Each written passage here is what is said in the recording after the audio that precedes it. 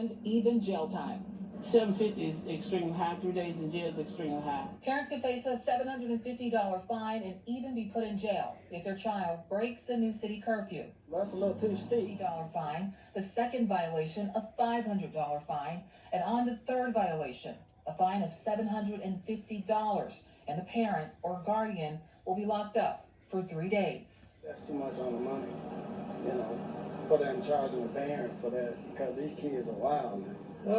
I'm not a huge fan of the incarceration part. Alderman board members explain the purpose of the curfew is to curb rising car thefts and other crimes. Who's gonna watch a child when you got $750 fine? In a September 7th Facebook post addressing juvenile-involved car break-ins, Batesville Police Chief Kerry Pittman wrote in part, "Parents and guardians, when your juvenile is charged with these crimes, please be advised that you are going to also be charged with contributing to delinquency or neglect." Pittman went on to say, if your child commits a felony, your charges will also be a felony. Some parents can't control their kids to a certain level, so I don't feel like the parents should be incarcerated, but at the same time, they are responsible for their kids. All right, y'all, it's your girl Loops in the Speaks, and I'm back with another reaction video. So today's reaction video, I don't know, I think I'm going to start a series of Aunties United or something like that. Y'all help me think of a good catchy name. But aunties, we got to come together. We're going to have to incorporate. We're going to have to do a nationwide. Yes, baby. We're going to have to incorporate. We're going to have to come together. And we're going to have to step in with the family. Listen, y'all. We're going to have to go back to the old days of getting involved. What does that really look like? Because being a support system to the new millennial black family, honey, is difficult because the millennials don't really want our help, okay? They want us to help finance. And I'm just joking when I say millennials because I'm an auntie. I'm in my 50s now. So it's just a word that I can just throw out just, because y'all like to call us aunties. We're going to call y'all millennials, or how about nieces and nephews? Okay, listen, for those of you who are grandmothers, you are also a part, and I know that a lot of you who are grandparents, I can only imagine that it's difficult being a grandparent and not being the parent, because you don't really have the authority maybe to make decisions, but yet you are active in helping. And when I'm talking about helping, I'm talking about financially, I'm talking about emotionally, I'm talking about spiritually. It is a lot when you really love your family. And I know a lot of you who are raising your grandchildren, hats off to you, because that cannot be easy, but yet that could be probably the greatest joy. See, those of us who are raised to love our families unconditionally, you feel where I'm coming from in this video. When those nieces and nephews need something, the idea of them being at the school and honey needing 25 cents for milk sends you into overdrive. You're auntie. If the fact that they don't have enough Pampers in that diaper bag sends you into overdrive, you're auntie. And the fact that they have to sit at school while the other kids go to the field trip and they ain't got enough money, you're auntie. The fact that they sitting in school right now in somebody's class and reaching in that doggone desk, honey, and they don't have a pencil, and you just cannot take it, you are an auntie. You are a support system to the mamas. You try to be there, but yet your job is not being an ATM.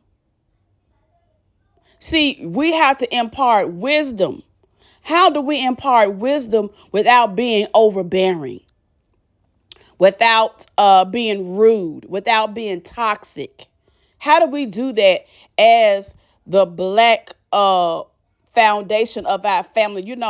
We still remember those lessons that mom taught us, dad taught us, uncle taught us. Remember the times when, auntie would drive by, mama was tired, she had been working, we home from school, auntie come by, pick us up, do something with us, give mama a break, you know what I'm saying? And it don't always have to be money. Sometimes she would just come over and she would just lighten the load. You know what I'm saying? She would just have a little talk with us, give us a little hug. You know what I'm saying? Aunties is just like a second surrogate parent, you know what I'm saying? Because parents have a lot. You're trying to love the child, you're trying to provide for the child, but yet you're exhausted. And so the extended family, that's what aunties do. Now, I'm only speaking from aunties because I'm not a male. But y'all, this particular ordinance breaks my heart because as a person who lives in a city or near a city that is crime ridden, yes, I want someone to be accountable for the crimes. But at the same time, I realize how it is. It's hard for the mothers out there, and it usually comes down to the mothers who will be doing the jail time or who will be having to take off work to go see about the child that's getting in trouble. You know what I'm saying? But then if the child is already unruly, it's not a lot that the auntie can do. See, that's where we need to step in when they are young. Listen, I know a lot of you all we get on your nerves about kids being too grown or being too outspoken. We're not trying to be rude, but there should be a boundary there. And that sometimes per child has to be something that is talked about. Now, I'm not saying be rude and go around telling people your child is too grown or your child does this or your child does that. It's a conversation. You know what I'm saying? It's a conversation. And it's give and take. But at the same time, just because it is a hard job, just because sometimes the delivery is not the way it should be, by no means does it mean to fall out with family and not step in to help. Okay? We're going to have to come together and do something for the sake of the black family. Okay? We're going to talk about this even more. I hope you guys understand where I'm coming from, because as a former educator, I want to do something, but your hands are tied at the same time.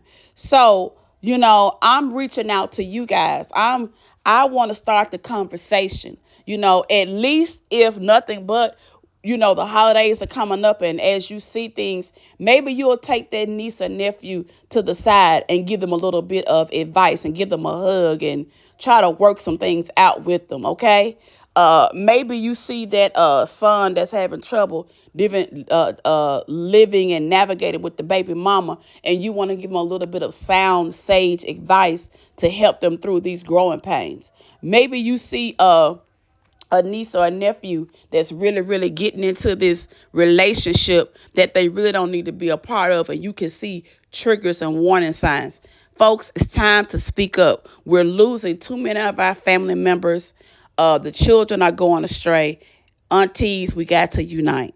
So leave your comments in the comment section down below, and we're definitely gonna talk about this. Okay, bye.